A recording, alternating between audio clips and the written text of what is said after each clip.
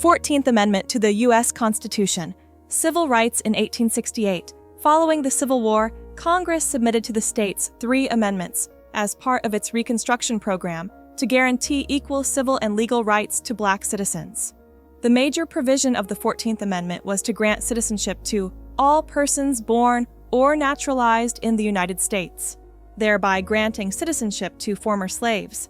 Another equally important provision was the statement that, "Nor shall any state deprive any person of life, liberty, or property without due process of law, nor deny to any person within its jurisdiction the equal protection of the laws." The right to due process of law and equal protection of the law now applied to both the federal and state governments. On June 16, 1866, the House Joint Resolution proposing the 14th Amendment to the Constitution was submitted to the states. On July 28, 1868, the 14th Amendment was declared, in a certificate of the Secretary of State, ratified by the necessary 28 of the 37 states, and became part of the supreme law of the land. Congressman John A. Bingham of Ohio, the primary author of the first section of the 14th Amendment, intended that the amendment also nationalize the Federal Bill of Rights by making it binding upon the states. Senator Jacob Howard of Michigan, introducing the amendment, specifically stated that the Privileges and Immunities Clause would extend to the states the personal rights guaranteed and secured by the first 8 amendments. Historians disagree on how widely Bingham's and Howard's views were shared at the time in the Congress, or across the country in general. No one in Congress explicitly contradicted their view of the amendment, but only a few members said anything at all about its meaning on this issue. For many years, the Supreme Court ruled that the amendment did not extend the Bill of Rights to the states. Not only did the 14th Amendment fail to extend the Bill of Rights to the states, it also failed to protect the rights of Black citizens. One legacy of Reconstruction was the determined struggle of Black and white citizens to make the promise of the 14th Amendment a reality.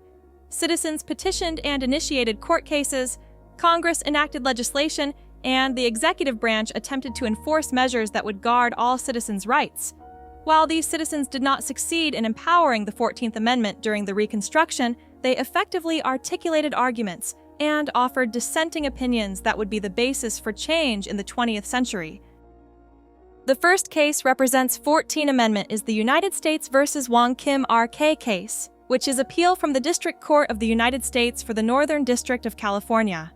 Docket number 42, decided by Fuller Court. Facts of the case.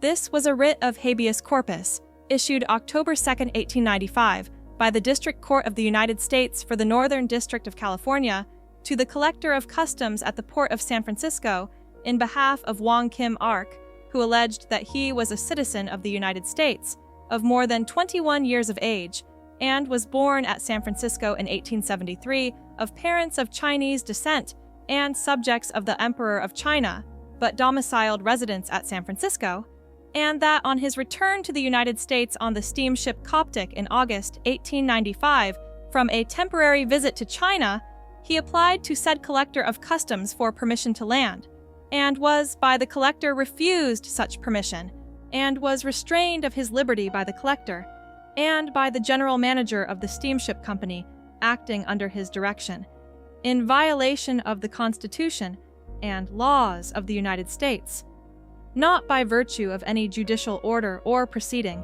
but solely upon the pretense that he was not a citizen of the United States. So, is a child who was born in the United States to Chinese citizen parents who are lawful permanent residents of the United States a U.S. citizen under the Citizenship Clause of the 14th Amendment?